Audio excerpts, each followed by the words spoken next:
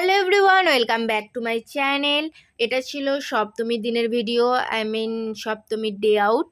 যাই হোক, আমি টিকটক স্টাইলে একটু ভিডিও করে নিচ্ছিলাম। তো ফাইনালি দেখো, আমি এই ড্রেসটা পরে নিয়েছি, এই জিন্সটা আর এই কুর্তিটা। কেমন লাগছে আমাকে অবশ্যই কমেন্টে জানিও।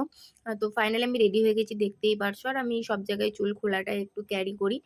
আর এই ব্যাগটা আমার খুব পছন্দের, এটা আমি আগের বারেও নিয়েছিলাম, দেন এবারেও নিয়েছি। তো দেখে জানিও কেমন লাগছে আমাকে এই আউটফিটটায়। তো তারপর আমি বেরিয়েই পড়েছিলাম, বাট তখনই আমার একটা পার্সেল আসে। এই পার্সেলটা হচ্ছে একটা হার্ট ছিল। এই হার্টটা আমি অষ্টমীতে শাড়ির সঙ্গে পরবো বলে আমি ঠিক করেছিলাম। এটা ব্ল্যাক কালারের ছিল, আর আমার শাড়িটাও ব্ল্যাক কালারেরই ছিল।